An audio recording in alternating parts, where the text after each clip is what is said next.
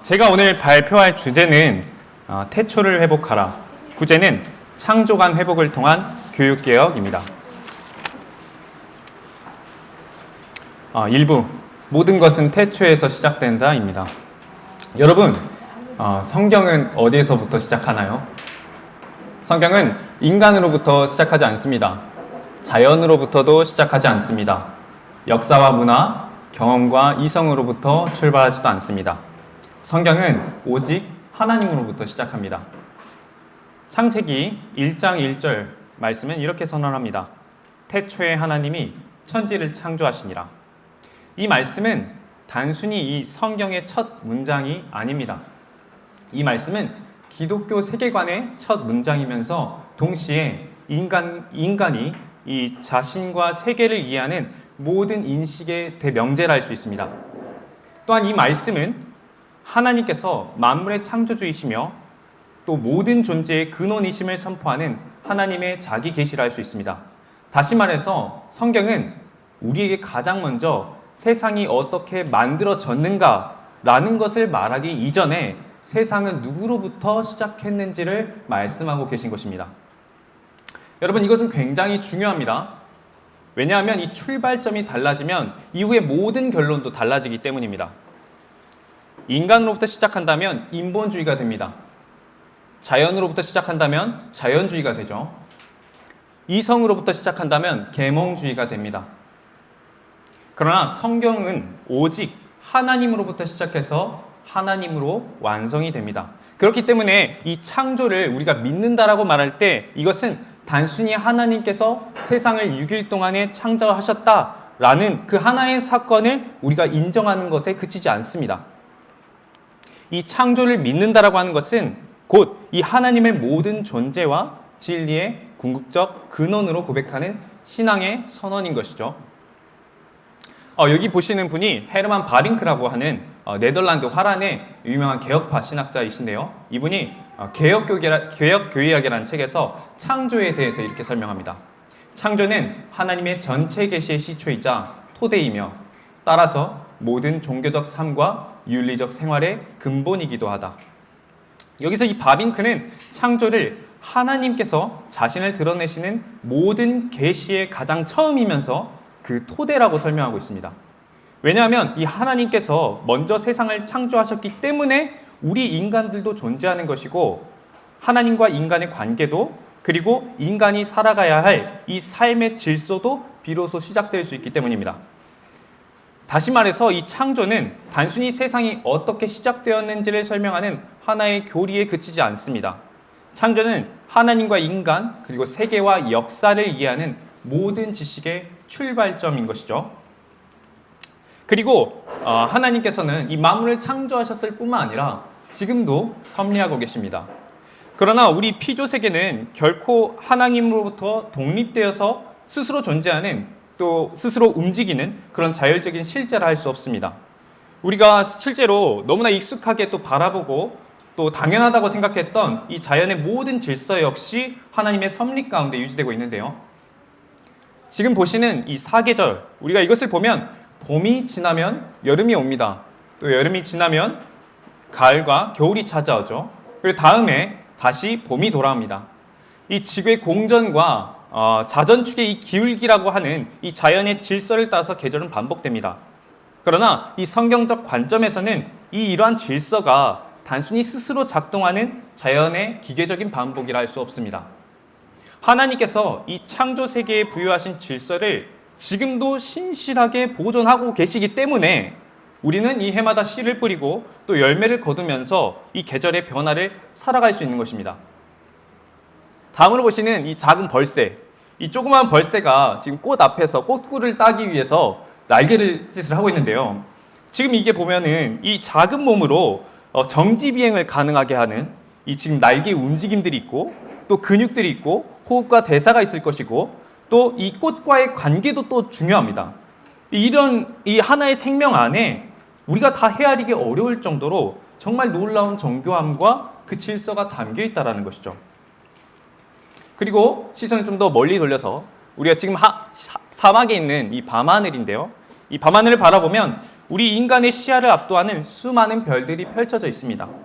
이 광대한 우주 속에서 이 수많은 천체가 각자의 질서 가운데 이 각자 운행하고 있다는 이 사실 앞에서 우리는 단지 이 피조의 세계의 크기뿐만 아니라 그것을 지으신 이 모든 것들을 만드신 하나님의 그 광대함을 우리는 생각하게 됩니다.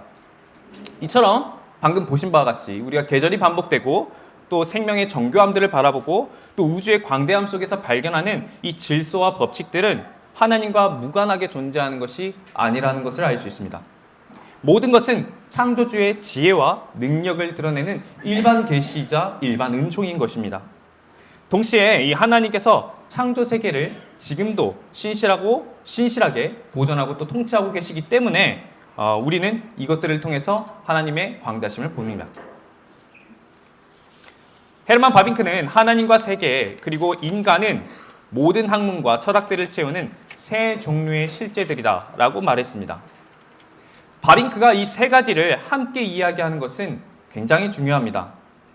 우리가 인간을 연구한다고 했을 때 아니면 자연을 연구한다고 했을 때 역사를 연구한다고 했을 때 결국 우리가 탐구하는 그 모든 것은 하나님께서 창조하신 그 세계 안에 존재하는 실제들이기 때문입니다. 하나님은 이 세계와 인간에게 부가적으로 덧붙여지는 그런 하나의 종교적 개념이 절대 아닙니다. 하나님은 이 세계와 인간이 존재할 수 있는 가장 근본적인 토대이신 것입니다. 즉 하나님을 떠난 세계 자체가 존재하지 않는다라는 겁니다. 우리가 이 연구하는 모든 대상들은 이미 하나님께서 창조하시고 또 보존하시는 그 피조 세계 안에 존재하고 있습니다. 따라서 우리가 하나님을 배제한 채 자연만으로 이 세계 전체를 설명하려는 것은 결국 부분으로 전체를 설명하려는 시도라 할 수 있는 것입니다. 인간은 이 자연을 연구하면서 수많은 사실과 법칙들을 발견할 수 있습니다. 그러나 그 사실들이 왜 존재하는지, 그것들이 궁극적으로 무엇을 의미하는지, 그리고 인간이 그 지식들을 어떤 목적을 위해서 사용해야 하는지에 대해서는 자연 자체가 답을 주지 못합니다. 결국 인간은 이 피조 세계를 연구함으로써 많은 것을 발견할 수는 있습니다. 그러나 그것들의 궁극적인 의미와 목적은 창조주께서 그것에 대하여 말씀하신 계시를 떠나서는 바르게 이해할 수 없다는 것입니다. 학문의 이 참된 통일성은 창조주 하나님 안에서만 발견됩니다. 다양성과 통일성 모두의 토대는 하나님이십니다. 우리가 연구하는 이 학문의 영역은 여러 가지가 있죠. 생명이나 자연이나 인간이나 사회나 역사와 같은 굉장히 다양하지만 이 모든 것은 서로 무관하게 존재하는 개별적인 세계가 아닙니다. 모두 한 분 하나님께서 창조하신 그 하나의 세계 안에 존재하는 것이고 바로 그 하나님 안에서 서로 연결되고 통일성을 갖습니다. 이러한 이유로 인해서 하나님의 말씀은 단지 교회 안에서만 머무는 종교적 지식이라 할 수 없습니다. 하나님의 말씀은 인간 존재 전체를 위한 진리의 규범입니다. 따라서 성경은 단지 어떻게 구원받을 것인가에 대해서만 가르치는 책이라 할 수 없습니다. 성경은 인간이 누구이고 세계가 무엇인지 그리고 우리가 이 모든 것을 어떠한 토대 위에서 바라보고 이해하는지를 가르치는 하나님의 말씀입니다. 또 다른 이분은 미국의 개혁파 신학자 코넬리우스 반틸이신데요. 이분은 이렇게 말합니다. 우리는 하나님의 존재와 의미를 떠나서는 존재와 의미를 가질 수 없다. 우리는 하나님에 의하여 존재하게 되었을 뿐만 아니라 우리의 의미조차도 하나님께 의존하고 있기 때문이다. 여기서 이 반틸이 말하는 핵심은 두 가지입니다. 우리의 존재가 하나님께로부터 왔을 뿐만 아니라 그 존재가 가지는 의미도 역시 하나님께로부터 주어진다는 것입니다. 인간은 스스로 존재하게 된 존재가 아니고 자신이 살아가는 목적과 그 의미를 스스로 결정하는 자율적인 존재가 아니라는 겁니다. 따라서 우리가 이 어떤 사물의 의미를 제대로 이해를 하려고 하면 그것을 만든 사람의 목적을 우리가 알아야 하죠. 그것과 같이 인간과 이 세계 그리고 그것들의 의미 역시 그것을 창조하신 하나님을 떠나서는 온전히 이해할 수 없다는 것입니다. 이 피조물은 그 자체 안에 존재의 궁극적인 이유를 가지고 있는 게 아니라 이것을 지으신 창조주와의 그 관계 안에서 자신의 의미와 목적을 가진다라는 것입니다. 다시 말해서 이 하나님은 우리 인간들이 세상을 모두 이해한 뒤에서 마지막에 선택적으로 덧붙이는 종교적 결론이 아닙니다. 오히려 하나님은 인간과 이 세계의 존재의 의미를 이해하기 위해서 처음부터 전제되어야 하시는 분입니다. 그러므로 우리가 하나님을 전제한다라고 하는 것은 단순히 우리 지식에 하나님이라는 어떤 하나의 정보를 추가하는 게 아닙니다. 인간을 바라보는 방식, 자연을 연구하는 방식, 지식과 이 진리를 이해하는 방식, 그것들의 모든 전체의 출발점을 하나님께 두라는 것입니다. 여러분, 이 하나님께서 창조하신 이 세계 가운데 회색지대란 존재하지 않습니다. 인간은 결코 백지 상태에서 세상을 바라보지 않습니다. 누군가는 하나님을 전제로 세상을 바라봅니다. 또 누군가는 자연을 전제로 세상을 바라봅니다. 그리고 이러한 출발점이 다르다라고 했을 때 같은 세상을 보면서도 전혀 다른 결론에 이르게 되는 것입니다. 왼쪽에 보시는 하나님을 창조주로 믿는 사람 같은 경우에는 자연 속에서 창조주의 지혜를 발견합니다. 오른쪽에서와 같이 이 자연을 궁극적 실제로 믿는 사람은 자연 그 자체를 최종적인 결론의 자리에 두게 됩니다. 결국에 오늘 제가 함께 이 나누고자 하는 이 생명의 기원 그리고 인간의 존재에 대해서 둘러싼 논쟁들은 결국 이 과학의 문제가 아니라 전제의 문제인 것입니다. 종교개혁가 칼빈은 이렇게 기독교 강요에서 말합니다. 한편 인간은 분명히 먼저 하나님의 얼굴을 바라보고 나서 다음으로 자신을 자세히 검토하지 않는 한 결코 자신에 대한 참된 지식을 얻지 못한다. 이 칼빈이 말한 바와 같이 하나님을 떠나서는 우리는 결코 참된 지식을 얻지 못합니다. 하나님께서 곧 참된 지식의 원천이시고 하나님의 계시는 모든 학문의 토대입니다. 그러므로 우리가 말하는 이 교육도 이 토대로부터 결코 분리될 수가 없는 것입니다. 오늘날 우리가 말하는 이 교육의 가장 근본적인 문제도 바로 여기서 시작되는 겁니다. 과학 자체가 문제가 아닙니다. 문제는 이 과학적인 탐구라고 하는 것이 하나님이 없이도 이 세계를 완전히 설명할 수 있다라고 하는 그 자연주의적 전제와 결합할 때입니다. 그렇기 때문에 이 교육개혁은 단지 교과서를 조금 수정하고 새로운 교수법을 도입하는 것에서 이루어질 수 없는 것입니다. 먼저 우리가 물어야 할 질문은 이것입니다. 교육은 과연 무엇을 가르치는가? 바로 이 질문 속에서 오늘의 논의들을 좀 시작을 해보고자 합니다. 2부, 교육은 언제나 첫 문장을 가르친다. 여러분 생각하실 때 교육은 무엇을 가르친다고 생각하십니까? 우리는 종종 이 교육을 단순히 지식을 전달하는 과정이라고 생각을 합니다. 그러나 이 교육이라고 하는 것은 단순히 그 정보만을 전달하는 활동이 아닙니다. 이 교육은 세계와 인간의 존재, 삶의 궁극적인 목적을 어떤 관점에서 이해할 것인지 가르치는 일입니다. 그렇기 때문에 우리가 이 교육의 본질을 이해하려면 먼저 그 출발점을 살펴봐야 합니다. 오늘날 우리는 이 교육을 학교의 역사와 함께 생각하는 경우가 많은데요. 그러나 이 성경에서는 교육의 시작을 이 학교가 아니라 하나님과 인간의 첫 관계에서 보여줍니다. 하나님께서는 아담에게 모든 생물의 이름을 붙이게 하셨습니다. 성경에서 이 이름을 붙인다라고 하는 것은 단순히 호칭을 정하는 게 아닙니다. 대상을 관찰하고 그 특징을 이해하고 또 서로의 차이와 질서를 분별하면서 그 의미를 인식하는 행위입니다. 이 장면은 교육의 본질을 매우 선명하게 보여주는 것입니다. 하나님께서는 인간을 자신의 형상대로 창조하신 후에 침묵하지 않으셨습니다. 인간에게 말씀하셨고 자신의 뜻을 가르치셨으며 그리고 이 창조 세계를 어떻게 이해하고 또 살아가야 하는지를 알려주셨습니다.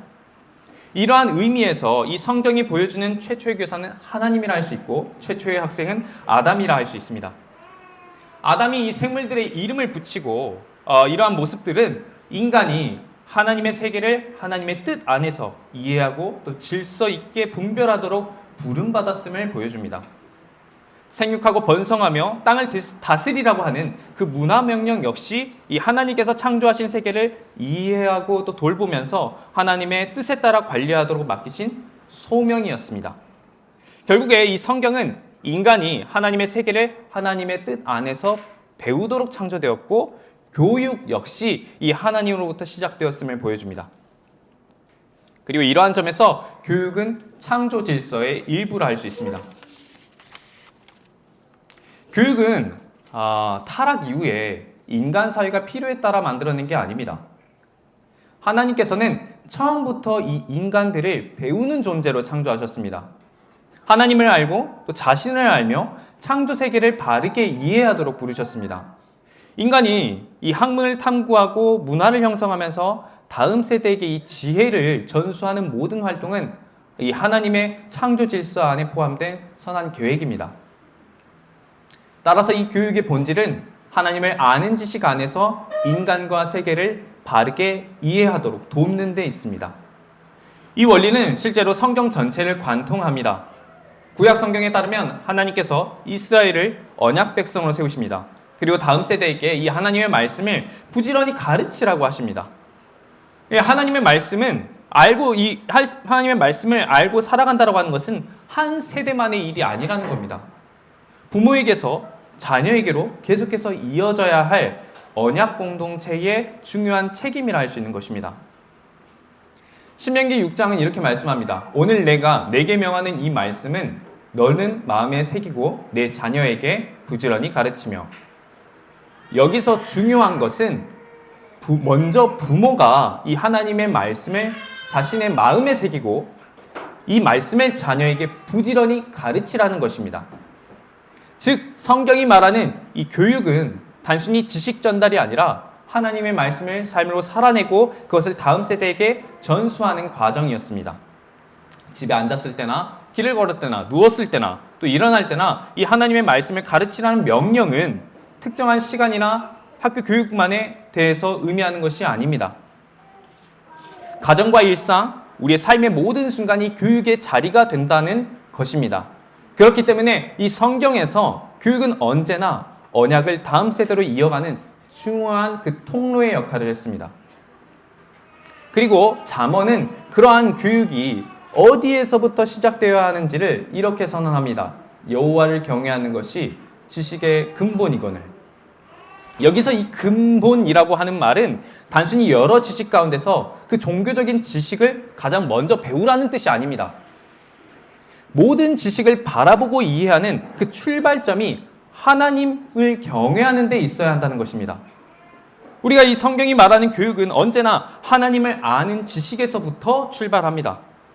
우리가 자연을 배우고 인간을 배우고 역사를 배우더라도 그것을 창조하시고 다스리시는 하나님을 떠나서는 그 의미를 온전히 이해할 수 없다는 것이죠.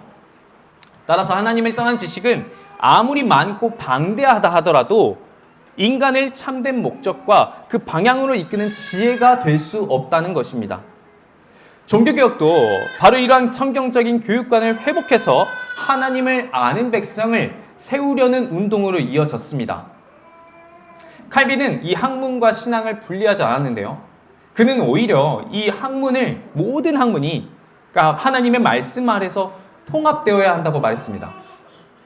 그러므로 우리 자신에 관한 지식은 우리를 일깨워서 하나님을 찾게 한다 뿐만 아니라 마치 손으로 끄는 것처럼 우리를 인도하여 하나님을 발견하게 하는 것이다. 이 칼빈이 말하는 바와 같이 인간과 이 세계에 대한 참된 지식이라고 하는 것은 하나님에 대한 지식과 분리될 수가 없습니다. 이 인간은 자신을 올바르게 이해하려 할수록 자신이 스스로 존재하는 자가 아니라는 것을 깨닫게 되는 거죠. 그리고 더 나아가서 나는 정말 하나님께 전적으로 의존된 피조물이구나 하는 것을 발견하게 되는 것이고 결국 이러한 지식이 우리의 인간의 시선을 다시 하나님께로 되돌려 놓는 것입니다. 이런 관점에서 종교개혁은 단지 교회의 교리만을 바로잡는 데 머물지 않았습니다. 교육의 출발점 역시 하나님의 말씀 위에서 다시 세우려고 하는 그 교육개혁으로 이어진 것이죠. 따라서 이 교육이라고 하는 것은 결코 중립적일 수 없습니다. 모든 교육은 의도하든 우리가 의도하지 않든 학생들에게 세상을 바라보는 하나의 해석의 틀을 심어줍니다. 그리고 이 해석 틀은 인간관, 세계관, 역사관, 과학관을 형성하게 되는 것입니다. 그래서 이 교육에서 중요한 것은 단순히 무엇을 배우느냐만이 아닙니다. 어떤 전제와 출발점에서 그것을 배우느냐에 있는 것입니다. 이것이 오늘 제가 이제 말씀드리고 있는 핵심입니다. 교육은 언제나 첫 문장, 곧 모든 인식의 전제를 가르칩니다. 그렇다면 이런 교육들이, 이 교육의 첫 문장이라고 하는 것이 오늘날 학생들에게 실제로 어떻게 전달되고 있을까요? 학생들이 실제로 이 학교에서 세상과 인간, 그리고 생명과 자연에 대한 지식을 가장 체계적으로 접하게 되는 것이 바로 교과서입니다. 따라서 이제부터는 조금 더 구체적으로 이 오늘날의 교과서가 우리 아이들에게 세상에 대해서 어떠한 첫 문장을 가르치고 있는지 살펴보겠습니다. 3부, 교과서는 무엇을 첫 문장으로 가르치고 있는가? 여러분, 교과서는 객관적 사실만 다루는 것일까요? 실제로 이 대다수의 이 사람은 교과서를 객관적 사실이 정리된 책이라고 생각을 합니다. 물론 이 교과서는 현재 학계에서 일반적으로 받아들여지는 지식과 그 연구 결과들을 바탕으로 집필됩니다. 저자의 어떤 개인적인 생각이나 주장을 근거 없이 기록한 책도 아닙니다. 그러나 그렇다라고 해서 이 교과서를 이미 존재하는 사실을 그대로 옮겨놓은 단순한 정보의 집합만으로는 이해할 수 없습니다. 왜냐하면 이 세상에 존재하는 수많은 지식과 연구 결과를 이 단 한 권의 교과서에 모두 담을 수 없기 때문입니다. 결국 교과서를 만드는 이 과정 속에서 무엇을 가르칠 것인지, 그리고 무엇을 더 중요하게 다룰 것인지, 그리고 어떠한 흐름에서 그것들을 이해하도록 도울 것인지 요거를 결정해야 된다는 겁니다. 이 교과서의 구성 원리라고 하면 보편적으로 다음과 같습니다. 어떤 내용을 포함하고 제외할 것인지, 무엇을 핵심 개념으로 강조할 것인지, 어떤 사례와 그림을 제시할 것인지, 각각의 내용을 또 어떤 순서로 배워야 할 것인지, 이것들은 모두 선택의 과정을 거칩니다. 그리고 이러한 선택은 단순히 편집상의 문제만이 아닙니다. 어떤 내용을 선택하고 강조하며 또 배열하느냐에 따라서 학생들이 이 어떤 하나의 현상을 이해하는 그 방식과 그리고 전체적인 그 이야기의 흐름도 달라집니다. 따라서 이 교과서의 한 문장과 한 장의 그림마저도, 또 단원의 구성과 어떤 그 탐구 활동마저도 교육 과정이 지향하는 특정한 철학과 교육 목적이 반영됩니다. 따라서 이 교과서라고 하는 것은 세상을 이해하는 하나의 해석틀을 형성합니다. 학생들은 이 교과서에 기록된 사실뿐만 아니라 그 사실들이 어떠한 관계로 연결되고 또 무엇을 의미하는지도 함께 배운다는 것입니다.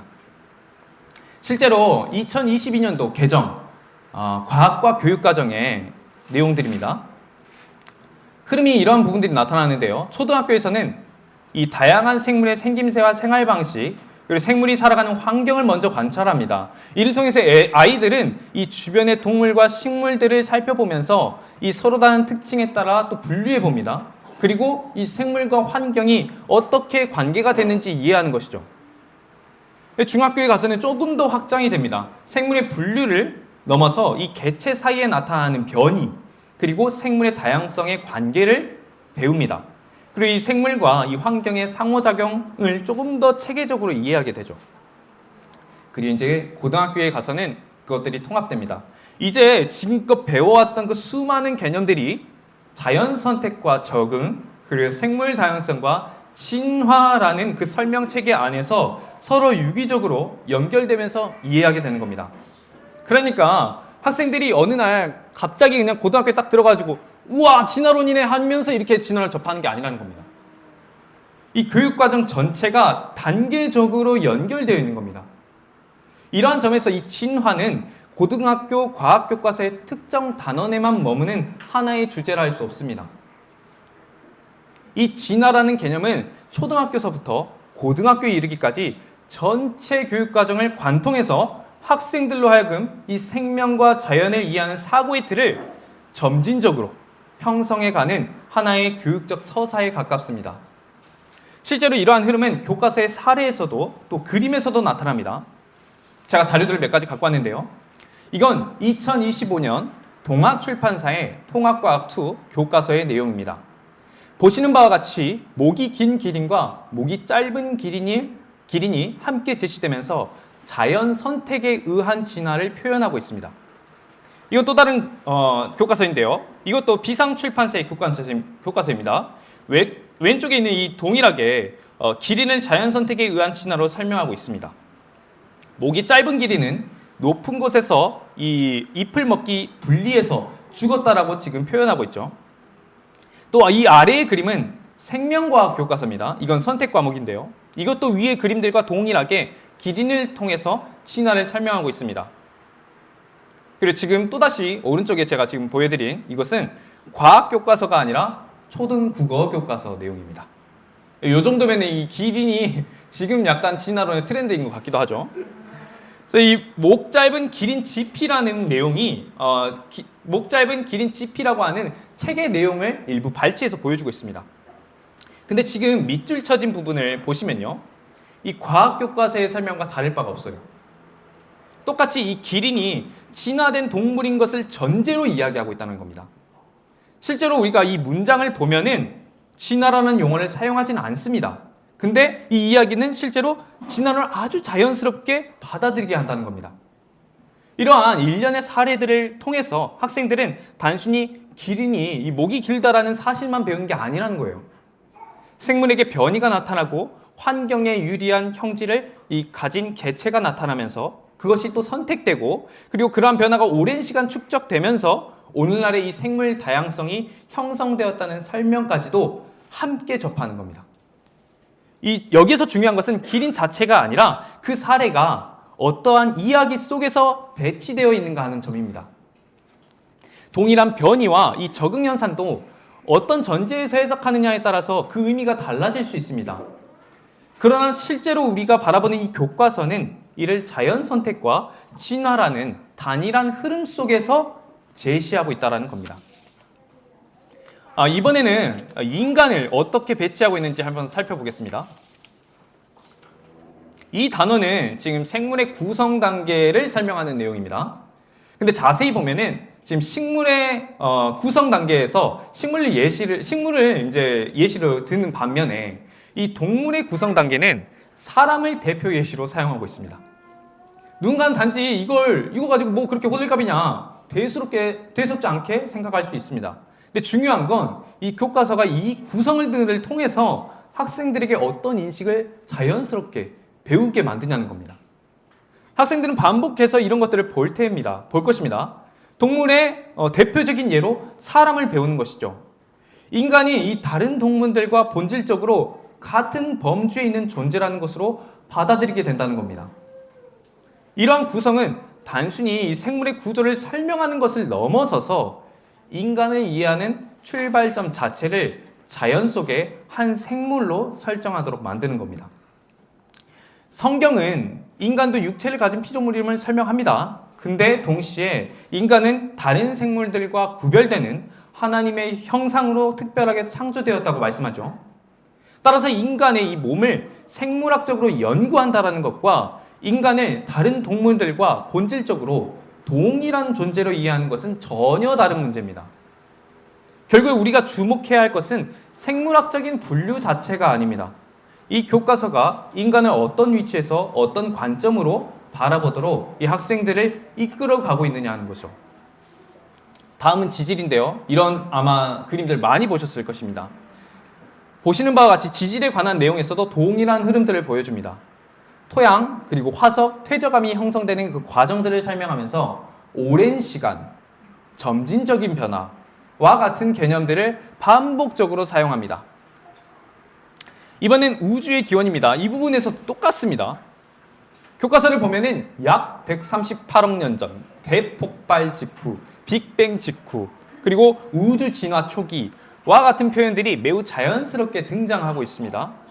그리고 이 빅뱅에서 시작해서 원소가 만들어지고 별과 은하가 형성이 되고 또 태양계와 지구가 만들어지는 그 과정이 하나의 연속적인 역사로 설명이 됩니다. 물론 우리가 이 천체의 빛이나 어떤 우주 배경 복사, 원소의 분포 등과 같은 것들을 연구해서 우주의 과거가 실제로 어떠한지 추론하는 것은 중요한 과학적 연구가 될 수 있습니다. 근데 여기에서도 동일하게 이 관찰된 자료와 그것을 해석하는 틀을 우리가 구분해서 봐야 된다는 거죠. 실제로 우리가 이 직접 관찰하는 것은 현재의 우주입니다. 과거의 우주를 본 사람 여기 아무도 없으시죠? 과학은 현재 관측된 것을 바탕으로 과거를 추론합니다. 따라서 그 추론에는 반드시 어떠한 일정한 전제와 해석이 함께 들어가는 겁니다. 근데 교과서는 이런 추론을 하나의 역사적 사실처럼 서술하면서 우주의 시작부터 현재까지를 자연적 과정만으로 설명하는 하나의 서사를 학생들에게 설명하고 있다는 겁니다. 또 주목해야 할 점은 이 138억 년이라는 이 시간의 의미인데요. 이 시간은 단순히 오래됐다는 의미가 아닙니다. 외부의 어떤 신적인 존재의 개입 없이도 단지 어떤 자연적인 과정만으로도 이 현재의 세계가 형성될 수 있었다라는 그 설명을 가능하게 하는 핵심 전제로서 이 138억 년이라는 시간이 기능을 하고 있습니다. 결국 학생들은 이 우주와 지구, 생명과 인간의 역사를 이해할 때 창조주 하나님이 아니라 자연 자체를 역사의 주체로 이해하는 사고방식을 자연스럽게 배우는 것입니다.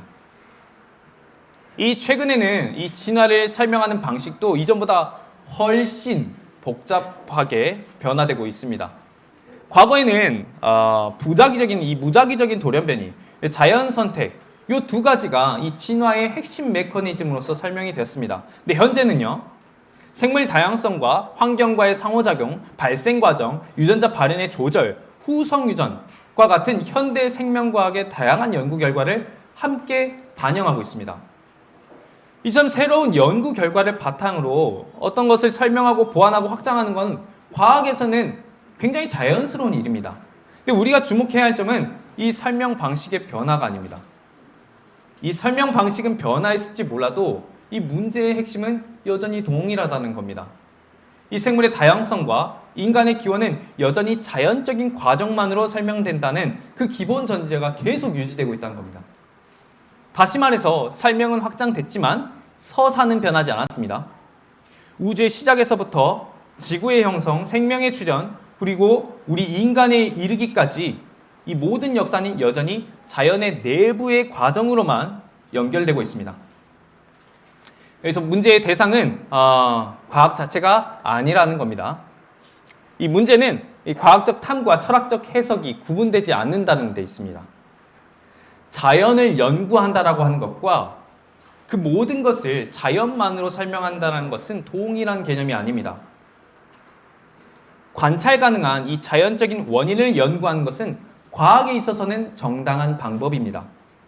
그러나 이 자연적인 원인을 연구한다라는 이 방법론이 자연 이외에는 아무것도 존재하지 않는다라는 주장으로 전환되는 순간 그것은 과학적 방법을 넘어서 자연주의라는 세계관이 된다는 겁니다. 학생들이 이 차이를 배우지 못한다면 자연주의적인 설명은 제한된 그 과학적 방법이 아닙니다. 우주와 이 생명과 이 인간을 이해하는 단 하나의 유일한 설명처럼 받아들여진다는 것이죠.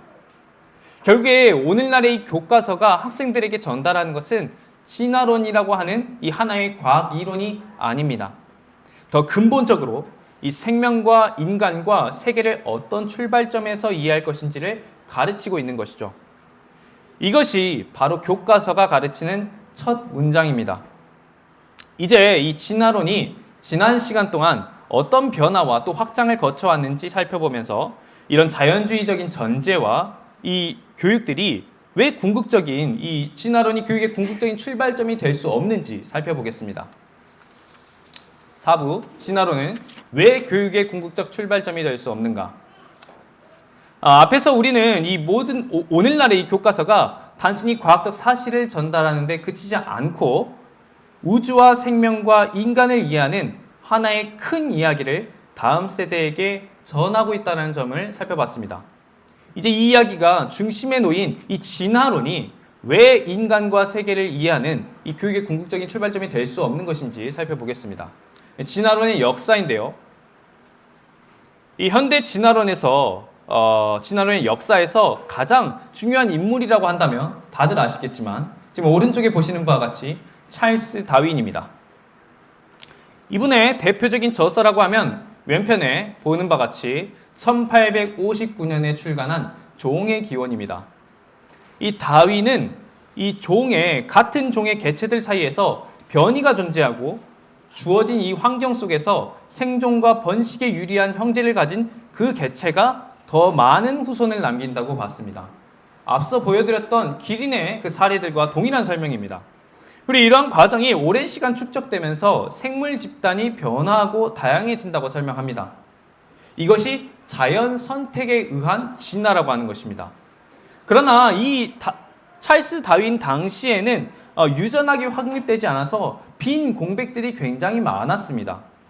형질이 어떻게 이 다음 세대로 전달이 되는지, 그리고 이 자연 선택의 재료가 되는 그 새로운 변이가 어떻게 발생되는지, 이런 부분들이 충분히 설명을 하지 못했습니다. 그리고 이러한 공백을 이제 유전학이 채워줍니다. 많은 분들이 또 아시겠지만 맨델입니다. 이후에 맨델이 등장하면서 완두콩 실험을 통해서 유전 법칙이 발견됩니다. 그리고 이러한 집단 유전학이 발전되면서 기존에 있었던 이 다윈의 자연 선택에 관한 이론은 이 유전학과 결합하게 됩니다. 그리고 이것이 현대 종합설, 신다윈주의라고 하는 것이 나오게 됩니다. 이 현대 종합설이라고 하는 것은 무작위적인 그 돌연변이로 유전적 변이가 생기고 나서 자연 선택이 환경에 유리한 변이를 보존하면서 그 결과 집단 안에 유전자 변화가 변화한다고 설명한 것입니다. 그러나 계속해서 이 생명과학을 발전하면서 이 자연 선택과 그리고 점진적인 변화만으로는 이 모든 생명 형상을 충분히 설명 가능한가라는 부분에 대해서 계속해서 논쟁이 이루어졌습니다. 여기에 나오진 않지만 이후에 1954년엔 왓슨과 크릭에 의해서 DNA 나선 구조가 발견이 됩니다. 그래서 그걸로 인해서 분자 생물학이 또 발전이 되면서 이 진화론 안에는 유전학과 분자 생물학까지 함께 들어오게 됩니다. 그리고 이후에 대표적인 또 사례가 기무라 모토로의 이 중립 진화설이라고 하는 것입니다. 이 기무라라고 하는 인물은 분자 수준에서 일어나는 많은 유전적인 변화가 반드시 생존에 유리하기 때문에 선택되는 것은 아니라고 봤습니다. 좀 이상하죠? 어떤 돌연변이는 유리하지도 불리하지도 않은 중립적인 변화이고 우연한 유전적 부동을 통해서 집단 안에 퍼질 수 있다는 것입니다. 여기서 기무라는 자연 선택을 부정하진 않았습니다. 이 생물의 적응과 이 표현형의 변화에서 자연 선택의 역할을 인정했습니다. 다만 이 분자 수준에서 일어나는 모든 변화를 이 자연 선택만으로 설명할 수 없다고 봤죠. 계속해서 이 진화의 속도와 또 방식에 대해서도 새로운 이론이 등장합니다. 이 스티븐 제이 굴드와 나일스 엘드리지라고 하는 인물이 제안한 단속 평형설이라고 하는 겁니다. 이 기존에 있었던 전통적인 다윈주의는 생물이 오랜 시간에 거쳐서 조금씩 연속적으로 변화한다고 봤어요. 근데 이 굴드와 엘드리지는 화석 기록에서 어떤 종들이 오랜 기간 비교적에 이렇게 안정된 상태로 존재하다가 갑자기 지질학적으로 딱 하고 새로운 형태가 나타난 것들에 이 현상에 대해서 주목을 했습니다. 그래서 이에 따라서 진화가 이게 항상 일정한 속도로 진행되는 게 아니라 어떤 긴 정체의 시기와 상대적으로 짧은 그 변화, 그 시기가 교대적으로 나타날 수 있다라고 설명을 한 것입니다. 그리고 이후에 이제 21세기에 거의 다다를 쯤에 이 진화론은 더욱 복합적인 설명 체계로 확장됩니다. 진화 발생 생물학, 이보디보라고 하는데 이것은 생물의 형태를 이해하기 위해서 유전자의 염기 서열뿐만 아니라 이 유전자가 발생하는 그 과정에서 언제, 어디서, 얼마나 발현되는지를 함께 살펴봐야 한다고 설명합니다. 이 동일한 어떤 유전자만 가지고 있다고 했을 때 이 발현 시기와 위치 그리고 강도가 달라지면 같은 유전자임에도 서로 다른 형태가 나타날 수 있다는 겁니다. 또 후성 유전학이라고 하는 것이 있는데 이것은 DNA 염기 서열 자체가 변하지 않고 또 동일하다고 해도 그 생명체가 존재하는 환경과 세포 상태에 따라서 유전자 발현이 달라질 수 있다는 사실을 보여줍니다. 그리고 이제 최근에 이르러서는 이런 진화를 설명하는 범위를 더욱 확장하려고 하는 확장된 진화 종합설 EES라고 하는 것이 제안되고 있습니다. 기존의 이 유전적인 변이와 자연 선택뿐만 아니라 발생 과정, 후선 유전, 표현형 가소성, 니치 구성 이러한 것들 여러 가지 생명 현상들을 이 진화의 설명에다가 적극적으로 포함하고 있다는 겁니다. 그러나 지금 보여지는 이 EES라는 이론조차도 아직 하나의 통합된 이론이라고 보지 않습니다. 이 필요성과 범위를 두고서도 지금도 계속해서 논쟁이 이어지고 있습니다. 결국에 우리가 방금 전까지 쭉 살펴보았듯이 다윈 이후에 160여 년 동안 이 진화를 설명하는 방식은 계속 수정되고 확장되어 왔습니다. 그러나 이러한 수많은 논의들과 모든 이 논쟁들이 공통적으로 보여주는 사실 하나가 있습니다. 그것은 이 생명이라고 하는 것이 우리가 과거에 생각했던 것들보다 지금 현재 생각했던 것보다 훨씬 더 복잡하고 정교하다라는 것입니다. 세포 간의 이 신호 전달이나 후성 유전적 조절, 발생 과정, 여러 가지 수많은 요소들이 함께 작동해야 됩니다. 지금 이것은 하나의 세포 안에서 여러 가지 단백질 복합체들이 하나의 생명을 유지하기 위해서 서로 유기적으로 상호작용하는 것을 보여주는 장면입니다. 이 특정 유전자가 단지 존재한다는 것만으로 이 생명체의 생명은 유지되지 않습니다. 그 유전자가 적절한 시간과 또 장소에서 적절한 양만큼 또 발현돼야 됩니다. 생성되는 어떤 단백질 역시 다른 수많은 요소들과 서로 아주 정확하게 상호작용해야 됩니다.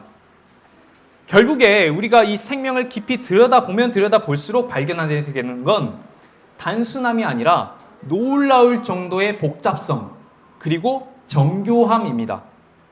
이 생명이라고 하는 것은 단순한 부품들의 집합이 아닙니다. 지금 보여드린 바와 같이 단 하나의 세포마저도 수많은 정보와 조절 체계가 유기적으로 통합되어서 작동하는 하나의 정교한 시스템이라는 겁니다. 문제는 이러한 진화론이 계속된 연구를 통해 수정된다는 사실이 아닙니다. 더 중요한 것은 이 설명의 내용은 계속 바뀌고 있는데 이 생명의 기원을 바라보는 출발점은 여전히 변하지 않았다는 겁니다. 이 고전적 다윈주의에서 신다윈주의, 현대 종합설로, 그리고 중립진화론을 거쳐서 분자진화론, 그리고 이보디보와 확장된 진화 종합설에 이르기까지 이 설명들은 여전히 자연 내부의 과정만으로 동일하게 설명이 되고 있다는 겁니다. 바로 이 지점에서 우리는 이 과학과 세계관을 구분할 줄 알아야 됩니다.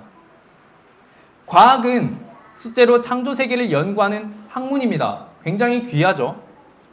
우리는 이 과학 관찰과 실험, 그리고 측정과 추론을 통해서 창조 세계 안에 존재하는 질서와 규칙을 발견할 수 있습니다. 그러나 실제로 이 과학이 발견한 사실과 그 사실을 해석하는 철학적인 전제는 동일하지 않다는 겁니다. 동일한 DNA를 연구하고 또 동일한 화석을 조사하고 또 동일한 생물의 변이를 관찰한다 해도 하나님을 창조주로 인정하는 사람은 그것을 하나님께서 창조하신 그 창조 질서 안에서 이해합니다. 자연을 궁극적인 실제로 인정하는 그 사람은 이 자연 내부의 과정만으로 이 모든 것들을 이해하는 것이죠.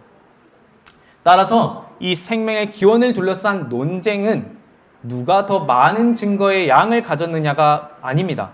그 자료들을 어떠한 궁극적 전제 위에서 해석하는가의 문제에 있는 것입니다. 바로 그렇기 때문에 이 진화론이라고 하는 것은 인간과 세계를 이해하는 교육의 궁극적인 출발점이 될 수 없습니다. 그 이유는 이 진화론 내부에 논쟁이 있기 때문도 아닙니다. 과학이론이 계속 수정되기 때문도 아닙니다. 더 근본적인 이유는 이 생명의 궁극적인 기원을 설명하는 토대에서 창조주 하나님이 제외되어 있기 때문입니다. 교육은 현재 학계에서 유력한 과학이론을 소개할 수 있습니다. 학생들에게 과학적 모델이 이 어떤 자료를 바탕으로 형성되었는지 가르칠 수도 있습니다. 그러나 이 하나의 어떤 과학 이론을 넘어서서 자연주의 자체를 인간과 세계를 이해하는 유일한 출발점으로 제시하는 그것은 더 이상 단순한 과학 교육이라 할 수 없습니다. 그것은 하나의 세계관 교육입니다. 결코 가치 중립적인 교육이라 할 수 없습니다. 성경은 우리에게 전혀 다른 출발점을 제시하죠. 태초에 하나님이 천지를 창조하시니라. 이 말씀은 과학이 설명하지 못하는 빈틈을 메우기 위한 종교적 가설이 아닙니다. 자연의 현상의 원인을 모를 때마다 하나님이 하셨구나 라고 말하면서 탐구를 멈추자는 것도 아닙니다. 오히려 이 말씀은 과학 자체가 가능하도록 만드는 가장 근본적인 토대를 가르쳐주고 있는 것입니다. 이 세계가 창조주의 지혜와 그 뜻에 따라 질서 있게 창조되었기 때문에 우리는 자연을 연구할 수 있는 겁니다. 또한 하나님께서 그것들을 신실하게 지금도 세계를 보존하고 계시기 때문에 자연에는 반복되는 질서가 존재한다는 겁니다.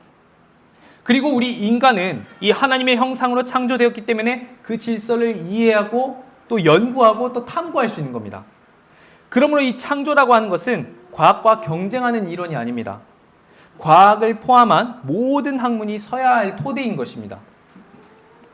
이러한 점에서 계속해서 보았던 우리 헤르만 바빙크는 우리에게 아주 중요한 균형을 제시해 줍니다. 신학은 언제라도 무너지고 더 깊은 연구로 인해 지지될 수 없는 소위 과학적 결과들을 너무 쉽게 용인하고 그 결과들과 조화시키려는 것을 주의해야 한다. 이 헤르만 바빙크가 이것을 말할 시점에는 어떤 상황이었냐면 다윈의 진화론이 굉장히 학계 내에서도 신학 안에서도 수용되어 왔던 상황이었습니다. 이 바빙크는 과학을 거부하라고 말한 게 아닙니다. 오히려 과학이 계속 연구되어야 하고 새로운 발견도 겸손하게 받아들여야 한다는 겁니다. 다만 여기서 특정 시대의 과학 이론을 절대적인 진리로 받아들이고 그에 맞추어서 하나님의 말씀을, 이 성경을 계속해서 수정하려는 이 부정한 태도를 경계하라는 것입니다. 그러므로 우리는 이 과학을 두려워할 필요도 거부할 필요도 없습니다. 오히려 더욱 성실하게 연구해야 합니다. 그러나 더욱 중요한 것은 우리는 이 변화하는 과학 이론 위에 하나님의 말씀을 세우는 것이 아니라 변하지 않는 이 하나님의 말씀 위에서 과학을 이해해야 한다는 것입니다. 바로 그렇기 때문에 우리가 이 창조교육에 대해서 말하는 겁니다. 창조교육은 과학을 거부하기 위한 교육이 아닙니다. 오히려 이 과학을 포함한 모든 학문을 창조주 하나님의 계시 안에서 바르게 이해하고 인간과 세계와 생명의 의미를 제자리로 회복시키기 위한 교육입니다. 이제 마지막인데요. 우리가 말하는 이 창조교육이 구체적으로 무엇을 회복해야 하는지 살펴보겠습니다. 5부, 창조교육은 무엇을 회복하는가? 지금까지 우리는 교육이 이 단순히 지식과 정보를 전달하는 활동이 아니라 다음 세대에게 인간과 세계를 어떤 관점에서 이해할 것인지 가르치는 일이라는 사실을 살펴봤습니다. 이제 우리가 이 교육은 어디서부터 그러면 다시 시작되어야 하는지 살펴봐야 합니다. 창조교육이란 뭘까요? 이 많은 사람들은 이 창조교육을 단순하게 진화론에 반대하는 교육 이 정도로 생각하기도 합니다. 또 과학 수업에서 이 진화론 대신에 창조론을 가르치거나 교과서에 이 창조의 내용을 몇 쪽 추가하는 것으로 생각하기도 합니다. 그러나 이 창조교육은 이 어떤 하나의 과학적인 이론을 다른 이론으로 대체하는 교육이 아닙니다. 과학이 아직 설명하지 못한 빈틈을 종교적 설명으로 채우려는 시도도 아닙니다. 이 창조교육은 하나님을 잃어버린 교육을 다시 하나님께로 회복시키고 인간과 세계와 학문과 삶을 성경의 첫 선언으로 다시 이해하도록 돕는 교육입니다. 이제 우리는 앞에서 살펴보았던 성경의 첫 문장에서 다시 돌아가야 합니다. 태초에 하나님이 천지를 창조하시니라. 앞에서는 이 말씀을 모든 학문이 서야 할 출발점이라는 측면에서 살펴봤는데요. 이제는 우리가 한 걸음 더 나가서 이 말씀이 교육 전체에 무엇을 의미하는지 생각해 보려고 합니다. 반복해서 말씀드린 바와 같이 창세기 1장 1절은 단순히 우주의 기원을 설명하는 하나의 문장이 아닌 것이죠. 이 말씀은 인간이 누구인지, 세계가 무엇인지, 학문은 무엇을 의미하며 그것들은 무엇을 위해 존재하는지, 또 교육은 어디를 향해 가야 하는지 규정하는 근본적인 설명입니다. 여기서 태초의 하나님, 여기에서 이 태초의 하나님이라는 말씀은 세계가 스스로 존재하지 않았음을 말합니다. 자연이 이 궁극적인 실제가 아니라 인간의 이성과 경험 또한 모든 진리의 마지막 기준이 될 수 없다라는 것을 보여줍니다. 즉, 모든 존재와 의미와 진리가 창조주 하나님으로부터 시작된다는 것입니다. 창조교육은 바로 이 출발점에서 우리가 다시 시작해서 돌아가야 합니다. 그렇다면 이 창조교육은 구체적으로 무엇을 회복하는지 보겠습니다. 첫 번째로 이 창조교육은 인간을 회복하는 교육입니다. 오늘날 인간은 자연의 과정 속에서 우연히 등장한 하나의 생물종으로서 설명되는 경우가 많죠. 그러나 성경은 인간을 하나님의 형상대로 창조된 존재라고 설명합니다. 하나님의 형상이라고 하는 것은 단순히 이 인간이 다른 생물보다 어떤 지능이 더 높다거나 어떤 특별한 능력을 가졌다라는 의미가 아닙니다. 인간은 하나님을 알고 그분과 관계를 맺도록 또 그리고 하나님의 뜻에 따라서 창조 세계를 다스리고 돌보도록 지음받은 존재라는 것입니다. 따라서 인간은 우연히 존재하게 된 생명체가 아닙니다. 하나님의 뜻과 분명한 목적 가운데 창조되고 사명을 부여받은 존재입니다. 그렇기 때문에 창조교육은 학생들에게 단순히 하나님께서 사람을 창조하셨다라는 사실만 가르치는 게 아니라 나는 어디에서 왔는지, 나는 왜 존귀한 존재인지, 나는 무엇을 위해 살아가야 하는지에 대해서 이러한 근본적인 질문에 대해서 하나님의 말씀 안에서 답을 발견하도록 그렇게 인간을 회복하는 교육이라 할 수 있습니다. 창조교육의 목적은 결국 분명합니다. 학생들이 자신을 우연의 산물이 아니라 하나님의 뜻과 목적 가운데 창조된 존재로 이해하도록 돕는 겁니다. 창조를 잃어버리면 인간은 단순히 자신의 기원만 잃어버리는 것이 아닙니다. 내가 누구인지, 왜 존재하는지, 무엇을 위해 살아가야 하는지에 대한 삶의 근본적인 방향도 함께 잃어버립니다. 그러나 우리가 이 창조를 회복하면 이 질문들에 대한 답도 명확해지는 것이죠. 그렇기 때문에 우리가 창조를 회복할 때 인간은 비로소 내가 누구인지를 바르게 이해하게 됩니다. 이것이 창조교육이 회복해야 할 인간관입니다. 두 번째로 창조교육은 학문을 회복하는 교육입니다. 오늘날 우리는 이 신앙과 학문을 서로 분리된 영역으로 생각하는 데 익숙합니다. 신앙은 교회에서 다루고 과학과 학문은 학교나 연구실에서만 다루는 어떤 별개의 영역으로 생각하는 것이죠. 그러나 성경적인 관점에서 이 신앙과 학문은 결코 분리될 수 없습니다. 왜냐하면 이 성경을 통해서 말씀하시는 하나님과 우리가 연구하는 이 자연 세계를 창조하신 하나님은 동일한 한 분 하나님이기 때문입니다. 따라서 이 성경의 진리와 자연에서 발견되는 참된 진리는 궁극적으로 서로 충돌하지 않습니다. 하나님께서 창조하신 세계와 진리는 하나인 것이죠. 학문은 하나님과 무관한 세계를 인간의 이성만으로 탐구하는 활동이 아닙니다.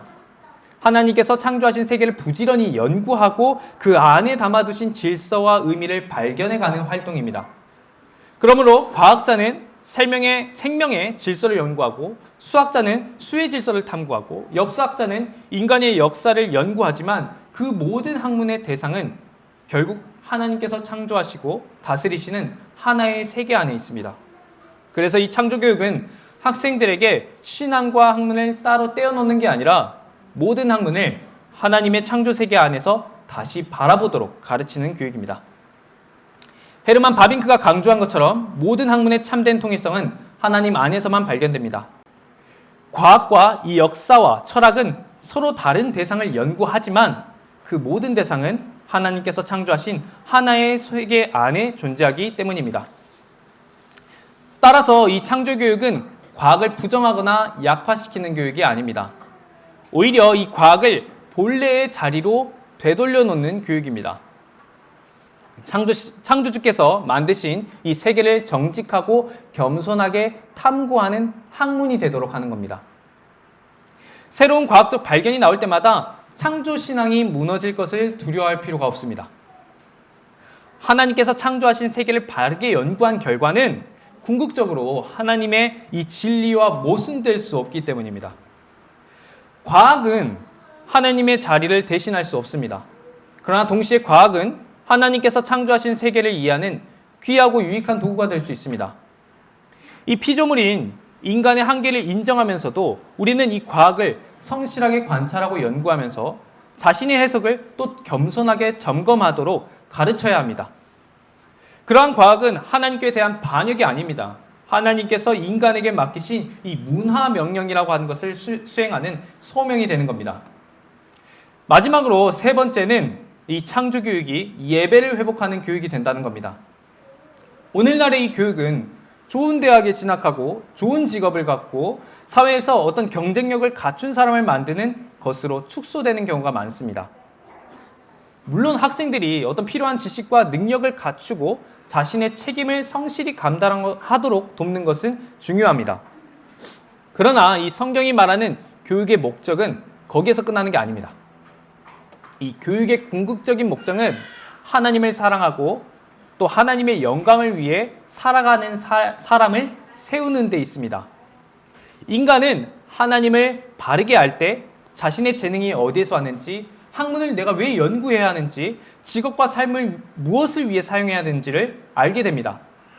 그러할 때 학생들이 하는 그 공부는 시험을 잘 보기 위한 수단에 머물지 않고 하나님께서 주신 세계와 자신의 소명을 알아가는 과정이 된다는 것입니다. 과학을 공부하는 일은 창조 세계의 질서를 발견하는 일이 됩니다. 역사를 공부하는 일은 하나님의 섭리 아래에서 인간의 죄와 책임을 분별하는 일이 됩니다. 예술을 배우는 것은 창조주께서 주신 이 아름다움을 발견하고 표현하는 일이 됩니다. 우리가 예배라고 하는 것은 단지 주일의 특정한 시간에만 이루어지는 활동이 아닙니다. 우리가 생각하는 것, 공부하는 것, 연구하는 것, 노동하는 것, 관계와 문화활동 그 전체가 하나님께 드려질 때 비로소 우리의 삶 전체가 예배가 된다는 겁니다. 이 교육이 예배로 회복될 때 학문은 인간의 자율성을 높이는 도구가 아니라 창조주를 영화롭게 하는 거룩한 소명이 됩니다. 교사는 단순히 정보를 전달하는 사람이 아니라 학생들이 하나님의 세계를 바르게 바라보고 자신의 소명을 발견하도록 돕는 소명의 길잡이가 됩니다. 가정과 교회 역시 이 교육을 학교에서만 맡겨서는 안 됩니다. 이 가정은 자녀에게 신앙을 삶으로 전수하면서 믿음을 세우는 언약 공동체가 되어야 합니다. 그리고 교회는 이 다음 세대가 성경적 세계관으로 세상을 분별하도록 돕고 진리를 세우는 교육의 공동체로 회복되어야 합니다. 결국 이 창조교육이라고 하는 것은 단지 진화론을 반박하는 데서 끝나지 않는다는 겁니다. 창조교육의 목적은 하나님을 아는 지식 안에서 인간과 학문과 삶 전체를 제자리로 되돌려 놓는 데 있습니다. 인간은 하나님의 형상으로 자신을 이해하게 됩니다. 학문은 하나님의 창조 세계를 탐구하고 이웃을 섬기는 소명으로 회복됩니다. 교육은 삶 전체를 하나님께 드리는 예배로 회복이 됩니다. 인간의 회복, 학문의 회복, 예배의 회복, 이것들은 서로 분리되지 않는다라는 겁니다. 교육의 가장 근본적인 위기는 우리가 갖고 있는 이 제도가 낡았거나 방법이 부족하다는 데 있지 않습니다. 교육이 인간과 세계를 이해하는 이 출발점을 잃어버렸다는 데 있습니다. 하나님이 사라지는 교육도 학생들에게 실제로 많은 지식과 능력을 줄 수는 있습니다. 수학적으로 어떤 계산하는 방법을 가르치고 또 과학적인 원리와 역사적인 사건을 설명하면서 또 다양한 기술을 익히게 할 수도 있습니다. 그러나 그 지식과 그 능력이 무엇을 의미하는지 그리고 그것들이 어디를 향해야 하는지 온전히 제시하기는 어렵습니다. 지식은 많아질 수 있지만 지혜가 사라질 수 있습니다. 능력은 커질 수 있지만 그 능력을 어떤 목적에서 사용해야 되는지 잃어버릴 수 있습니다. 인간은 사회에서 성공한 사람이라 불려질 수 있을지 모르지만 자신이 누구이고 내가 무엇을 위해 살아야 하는지 정체성을 깨닫지 못할 수 있습니다. 그러므로 이 교육개혁의 핵심은 교과서 수정이나 새로운 교수법 도입에 있는 것이 아니라는 겁니다. 교육이 다시 하나님의 말씀 위에 서도록 하는 데 있다는 겁니다. 종교개혁은 오직 성경, 솔라 스크립추라를 외치면서 교회를 하나님의 말씀 앞으로 돌이켜 세웠습니다. 이것은 성경만 읽고 다른 모든 지식을 거부하자는 선언이 아니었습니다. 인간의 전통과 권위와 그리고 모든 철학들을 하나님의 말씀 위에 두지 말고 성경에 두어야 한다는 선언이었습니다. 우리가 이 오늘날의 이 교육개혁도 같은 자리에서 시작되어야 합니다. 과학과 역사, 철학, 문화와 같은 것들을 우리가 거부하자는 게 아닙니다. 모든 학문과 문화를 하나님의 계시 아래에서 바르게 이해하고 또 본래의 목적을 회복하도록 하자는 겁니다. 태초를 회복한다는 것은 과거의 과학 지식이나 교육 제도로 돌아가자는 말이 아닙니다. 하나님께서 정하신 이 본래의 출발점으로 돌아가서 하나님께서 진정으로 기뻐하시는 그 미래를 향해서 교육의 방향을 다시 세우자는 의미입니다. 오늘날의 학생들은 과거의 어떠한 시대보다 많은 정보들에 아주 쉽게 접근할 수 있습니다. 검색 한 번으로 방대한 지식을 얻고 AI와 또 디지털 기술들을 통해서 빠르게 답을 찾을 수 있습니다. 그러나 우리가 이 정보들이 많아진다고 해도 인간이 당연하게 지혜로워지는 건 아닙니다. 중요한 것은 이 수많은 정보를 어떤 기준으로 분별하고 무엇을 위해 사용하느냐입니다. 그러므로 우리는 이 다음 세대에게 정보와 기술만이 아니라 그것을 바르게 이해하고 사용할 수 있는 진리의 기준을 전해줘야 합니다. 하나님께서 창조하신 세계를 교만이 아니라 기쁨과 경외심으로 탐구할 수 있도록 해야 합니다. 이성을 성실하게 사용하되 절대화하지 않고 피조물로서의 그 한계를 겸손히 인정하도록 해야 합니다. 과학을 부정하는 것이 아니라 과학이 답할 수 있는 질문과 답할 수 없는 질문을 분별하도록 해야 합니다. 자신의 존재와 가치와 목적을 이 시대의 평가와 경쟁의 결과가 아니라 나를 창조하시고 구속하신 하나님 안에서 발견하도록 해야 합니다. 이것이 우리가 다음 세대에게 남겨주어야 할 가장 중요한 유산입니다. 교육은 언제나 첫 문장을 가르칩니다. 그렇다면 우리가 이 다음 세대에게 들려줘야 할 것은 가장 근본적인 첫 문장이라고 하면 무엇이어야 할까요? 인간이 만든 가장 정교한 이론이라 할 수 없습니다. 과학 이론은 중요합니다. 우리는 그것을 성실하게 연구하고 정직하게 가르쳐야 하지만 이 과학 이론은 새로운 자료와 발견에 따라 또 수정되고 확장됩니다. 인간의 철학과 그리고 교육 정책도 시대에 따라서 변합니다. 이 인간과 세계를 이해하는 궁극적인 토대라고 하는 것은 절대로 이 변화하는 인간의 이론 위에 세워질 수 없습니다. 우리가 다음 세대에게 들려줘야 할 토대는 이 다음 세대에게 들려줘야 할 첫 문장이라고 하는 것은 하나님께서 친히 선포하신 변하지 않는 진리 위에 세워야 합니다. 태초에 하나님이 천지를 창조하시나 이 말씀이 교육의 중심에 다시 놓일 때 우리는 자신을 하나님의 형상으로 바라보게 됩니다. 자연은 창조주의 영광을 드러내는 피조 세계가 되고 과학은 그 세계를 탐구하는 귀한 소명이 됩니다. 교육은 이 경쟁과 성공을 위한 수단에서 벗어나 인간과 학문과 삶을 하나님께 드리는 예배로 회복됩니다. 교육개혁은 전혀 새로운 교육 철학을 인간의 지혜로 만들어내는 일이 아닙니다. 하나님께서 우리에게 채워주신 그 토대로 돌아가는 겁니다. 그 토대가 회복될 때 우리의 인간관이 회복될 겁니다. 학문이 제자리를 찾을 것이고 교육의 목적이 회복될 것입니다. 그리고 다음 세대는 이 하나님께서 창조하신 세계를 기쁨으로 연구하고 자신의 지식과 재능과 또 삶을 하나님의 영광과 이웃의 유익을 위해서 사용할 수 있게 됩니다. 성경은 가장 처음부터 우리에게 선포하죠. 태초에 하나님이 천지를 창조하시니라. 교육의 회복이 그리고 교육의 미래가 바로 여기에서 시작되는 것입니다. 태초를 회복하십시오. 태초를 회복합시다. 네, 이상으로 발제 마치겠습니다.